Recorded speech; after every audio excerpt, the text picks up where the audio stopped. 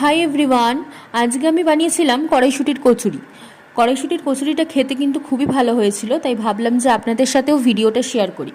এই কচুরি বানানোর জন্য আমি কড়াইশুঁটি ছাড়িয়ে নিয়েছি। এরপর একটা মিক্সার গ্রাইন্ডারে কড়াইশুঁটির কাঁচা লঙ্কা নুন চিনি নিয়ে বেটে নেব। একটা বাটিতে জিরে গুঁড়ো, ধনে গুঁড়ো এবং আদা বাটা নিয়ে তাতে অল্প একটু জল দিয়ে একটা মশলা তৈরি করে রেখেছি।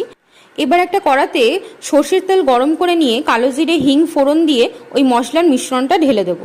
মশলাটা একটু ভেজে নিয়ে আগে থেকে বেটে রাখা কড়াইশুঁটিটা দিয়ে দেবো। এবার কড়াইশুঁটির পেস্টটা দিয়ে ক্রমাগত নাড়তে হবে লো ফ্লেমে, যাতে তলায় ধরে না যায়। যখন এই কড়াইশুঁটি বাটাটা শুকনো শুকনো হয়ে আসবে তখন আমি এটা নামিয়ে নেব।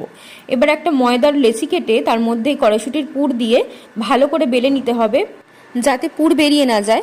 আমি অল্প ময়দা দিয়ে ভালো করে বেলে নিয়েছি। এবার তেল গরম হলে কড়াইশুঁটির কচুরিগুলোকে ভালো করে ভেজে নিতে হবে। আলুর দম আর পান্তুয়ার সাথে গরম গরম কড়াইশুঁটির কচুরি কিন্তু একেবারে রেডি।